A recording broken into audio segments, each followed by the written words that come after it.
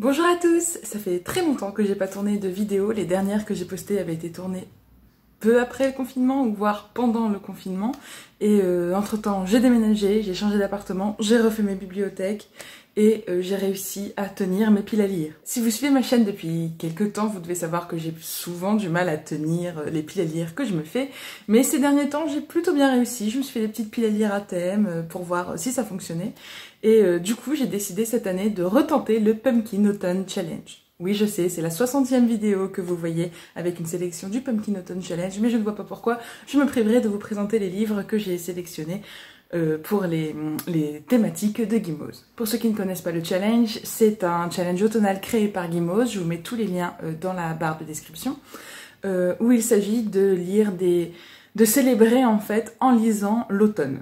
C'est-à-dire à la fois l'automne cocooning, chocolat chaud au coin du feu, ou l'automne qui fait flipper avec Halloween, ou l'automne on prend le temps de se tourner vers soi et d'en apprendre un petit peu plus sur nous-mêmes. Gimoz a fait 3 menus avec 4 sous-catégories pour chaque menu. J'ai choisi un livre pour chaque catégorie. Je ne sais pas si je lirai tout, mais en tout cas c'est la pile à lire prioritaire des semaines qui viennent. Il y a de tout, de la jeunesse, de la moins jeunesse, des essais, des romans, même une bande dessinée, donc voilà, j'espère que ça pourra vous donner des idées, et s'il y a des livres que vous avez sélectionnés vous aussi et que vous comptez lire dans les semaines qui viennent, n'hésitez pas à me le dire. Le premier menu s'appelle Automne frissonnant et il s'agit du coup de tout ce qui est en rapport avec Halloween, les frissons, le froid, la nuit qui revient. La première catégorie qui s'appelle Je suis mes des vieux crocodiles concerne tout ce qui est un peu thriller et policier, et moi j'ai choisi Malamander, qui est un roman jeunesse de Thomas Taylor qui est sorti il y a très peu de temps, il y a peut-être un mois ou deux. Ça parle de monstres marins dans une ville au bord de la mer où personne ne vient en hiver.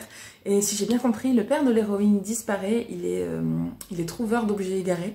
Et le père de l'héroïne disparaît et du coup elle va mener l'enquête dans toute la ville pour essayer de voir si elle peut retrouver son père et si le monstre légendaire qui est censé hanter les fonds marins autour de la ville existe réellement. Je vous avoue que je le lis parce que je vais aussi reprendre le travail enfin la semaine prochaine. J'ai la chance de travailler à la Mare au Diable, qui est une librairie avec laquelle j'ai déjà fait 1 ou 2 vidéos, je vous mets les liens là-haut, pour quelques mois, et du coup je me suis dit qu'il fallait que je me remette à jour sur les sorties récentes, et celui-ci est tombé à pic. Sachant que de toute façon je lis très peu de thrillers et de policiers et que c'était ce qui ressemblait le plus au thème de la catégorie. La deuxième catégorie s'appelle Les chimères de la Sylve rouge et en gros il faut lire quelque chose avec un vampire, un loup-garou, enfin toutes les créatures qui aiment manger du sang les soirs de pleine lune. J'ai choisi le premier tome de La lignée de Guillermo del Toro et Chuck Hogan, que j'avais déjà mis je crois il y a 2 ans dans mon Pumpkin Autumn Challenge.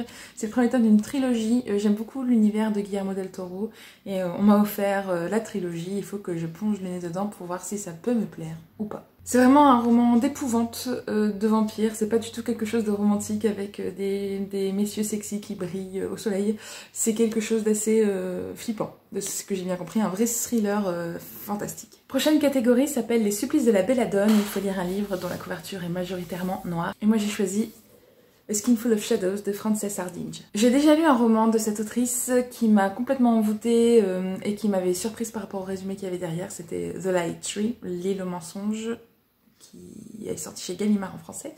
Celui-ci est sorti aussi chez Gallimard en français, mais je préfère toujours lire en VO quand je le peux.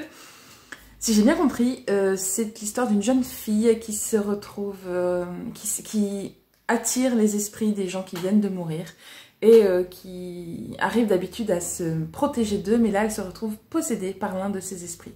Je n'en sais pas beaucoup plus, mais je sais que c'est une autrice qui a une écriture fascinante et j'ai hâte de me plonger dedans, ça fait longtemps que je l'ai et je le gardais spécifiquement pour le lire en automne. La dernière catégorie s'appelle Esprit es-tu là, et bien sûr il faut lire une histoire de fantôme ou d'esprit, et moi j'ai choisi le premier tome de Cassidy Blake, qui est la nouvelle série Middle Grade de V.E. Schwab, l'autrice de Shades of Magic.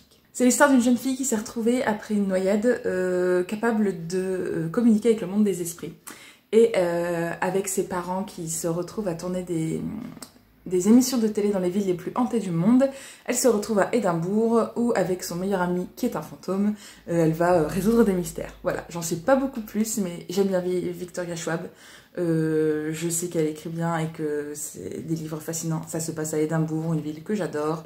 Le tome 2 vient de sortir, il me semble, en français. C'est chez Lumen Édition. Là, c'est le service presse, donc il n'est pas forcément très joli, mais j'ai vraiment hâte de m'y mettre parce que ça fait longtemps que je voulais relire quelque chose de Victoria Schwab et celui-ci tombe à pic. Le deuxième menu s'appelle Automne douceur de vivre, c'est un classique du challenge et c'est plutôt tout le côté cocooning, chocolat chaud et cinnamon buns du challenge. La première sous-catégorie s'appelle Il fait un temps épouvantail et il faut parler de l'automne ou d'Halloween, voilà. Et moi j'ai choisi le livre qui correspond le plus à ça, ça s'appelle Automne de Alice Smith. C'est une série de livres dont j'ai entendu parler sur la chaîne de Hajar Reid. Elle avait très bien su la vendre, je ne sais pas exactement de quoi ça parle parce que je veux pas en apprendre trop, parce que de ce que j'ai compris il s'agit un peu d'une fresque familiale et qu'on va suivre le temps de 4 saisons. J'ai aussi déjà, comme vous pouvez voir ici, Winter et Spring et pareil, je l'ai gardé pour le lire pendant la saison à laquelle se passe le roman. Il n'est pas très épais et voilà, ça fait longtemps que j'ai pas lu de roman contemporain adulte américain. Et voilà, j'ai très hâte de m'y mettre, ça fait longtemps que je l'ai et longtemps que je veux le lire. Deuxième sous-catégorie s'appelle Siroter un chocolat chaud à la cannelle sous les saules. Et là, il faut quelque chose qui rappelle la nostalgie et l'enfance. Et moi, vous savez, je suis une tarée de Peter Pan et j'ai depuis longtemps dans ma pile à lire ce livre, Les ombres de Peter Pan. C'est un recueil de nouvelles de plein d'auteurs plus ou moins connus, en tout cas moi je ne connaissais pas tous. Il y a 20 nouvelles qui reprennent de près ou de loin le roman de James Barrie.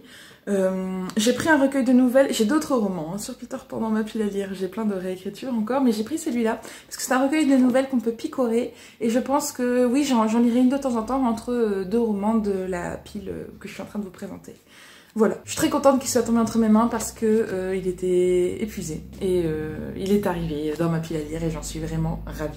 La catégorie suivante s'appelle Va finir ton assiette sinon pas de piécettes. Il faut parler du petit peuple, de créatures magiques, ce genre de petites choses. Et moi j'ai sorti Le clairvoyage d'Anne Fakouri, qui est un roman pareil que j'ai depuis un moment dans ma pile à lire et que je vais lire depuis très longtemps. C'est l'histoire d'une jeune fille qui est confiée à son oncle ou son parrain à la mort de ses parents et elle découvre qu'elle va faire partie d'une famille recomposée très excentrique et elle va se retrouver au milieu d'un conflit entre les humains et les fées. J'aime beaucoup la couverture, j'en ai entendu que du bien. Même chose, je pense qu'il va se lire assez rapidement.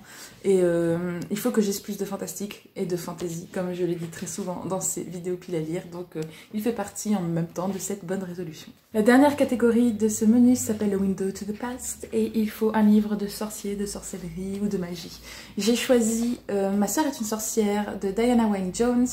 Je connaissais cette série de noms depuis un moment, mais c'est depuis que Sita on a fait une vidéo très élogieuse et qu'elle a essayé d'illustrer le roman que j'ai eu envie de le lire. Je l'ai trouvé à Emmaüs, vraiment vraiment pas cher. Je suis en train doucement de me faire toute la collection et je me dis que c'est le bon moment pour découvrir le premier tome de cette série jeunesse. L'histoire, c'est l'histoire de deux jeunes gens, un garçon et une fille qui sont frères et sœurs, qui sont rescapés d'un naufrage et sont recueillis dans le manoir d'un comte qui fait de la magie, qui est connu pour être un grand magicien. Et sa sœur est persuadée, enfin la sœur, la jeune fille, est persuadée d'avoir elle aussi des pouvoirs magiques et déclenche des phénomènes étranges dans le manoir. De ce que j'ai compris de ce qu'on avait dit, c'est beaucoup plus drôle et irrévérencieux que la couverture ne laisse présager. Donc même chose, c'est quelque chose que j'ai vraiment hâte de découvrir et je vais ranger mon frein pour l'ouvrir, pour attendre l'automne, pour lire une bonne histoire de sorcière. Le dernier menu cette année s'appelle l'automne des enchantresses et Guimauve voulait faire quelque chose qui nous pousse à lire des choses un peu militantes, un peu complètement féministes, des choses qui permettent de nourrir nos réflexions sur le monde et sur les choses qui doivent changer.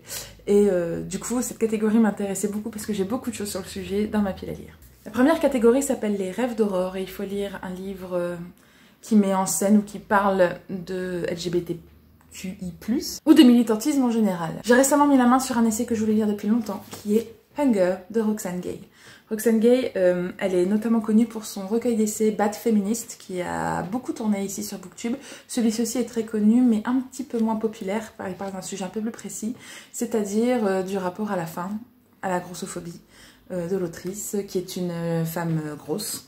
Et étant moi-même concernée et voulant me documenter un maximum sur les expériences d'autres gens comme moi, j'étais très contente de mettre la main dessus par hasard dans une librairie. Voilà, donc c'est un essai. Les essais, généralement, je les dévore. En fait, soit je lis les 30 premières pages et j'abandonne parce que c'est pas le moment pour moi de les lire ou c'est trop érudit ou pas ce que j'attendais. Soit je les dévore en 2 jours. Donc je pense vraiment que celui-là, ça va être partie de la deuxième catégorie, ceux que je vais dévorer en 2 jours. La deuxième catégorie s'appelle Sarah Bernard, Monstre sacré, et il faut parler d'art ou de théâtre. Au début, j'ai voulu prendre une pièce de théâtre, et puis en fait, je me suis rappelé que j'ai cette énorme bande dessinée que j'ai vue à Noël l'année dernière, il me semble, et qui correspond un petit peu au thème. En plus, ça met en avant une femme qui a été très influente dans le monde de l'art. Il s'agit de Kiki de Montparnasse, de Catel et Bocquet. C'est un gros pavé, une adaptation en bande dessinée de la vie de Kiki de Montparnasse, qui était à la fois artiste et muse de beaucoup d'artistes dans les années 20. Oui, c'est ça, dans les années 20. Et voilà, ça fait un moment que j'attends le bon moment pour le lire, et là, ça tombait pile dans la bonne catégorie, je suis ravie. Troisième sous-catégorie s'appelle Les écailles de Mélusine. Il faut lire quelque chose sur le féminisme ou quelque chose qui parle de transformation. J'ai plein d'essais féministes dans ma bibliothèque, mais en même temps que j'ai trouvé Hunger l'autre jour, j'ai aussi trouvé The Feminine Mystic de Betty Friedan. C'est une féministe qui a écrit dans les années 50-60 un essai sur cet essai qui dénonce un petit peu tout l'imaginaire et le personnage de femme au foyer qu'on avait créé, la femme parfaite, vous savez, avec la permanente, le tablier, ongles et escarpins, maquillage impeccable, etc., etc. Elle est en train, elle a un petit peu révolutionné... Elle a complètement révolutionné la pensée en Amérique là-dessus. C'est un petit peu en fait ce qui est dénoncé dans la série Mad Men, par exemple. Et je suis très intéressée de lire l'essai original qui a tant bouleversé la société à l'époque où il est sorti et qui est toujours une référence aujourd'hui. Alors il paraît qu'il est quand même un peu daté cet essai, notamment pas très inclusif niveau couleur des gens. Mais je pense que quand même il est important de le lire et de retourner parfois aux sources des idées qu'on essaye de défendre. Et la dernière catégorie s'appelle Nausicaa de la vallée du vent. Il faut lire quelque chose sur l'écologie ou du nature writing. Un des classiques du nature writing de ces dernières années, c'est Suck-One Island de David Vann. Ici, j'ai l'édition française de chez Gallmeister que j'ai trouvée dans une braderie de bibliothèque. Pareil, ça fait très longtemps que je l'ai. J'ai découvert le nature writing il y a quelques années, notamment avec les éditions Gallmeister et l'excellent travail de traduction qu'ils font. Et du coup, je me suis dit pourquoi pas m'embarquer dans ce roman à l'occasion de ce challenge. C'est l'histoire d'un père et de son fils qui partent sur une île au large du Groenland.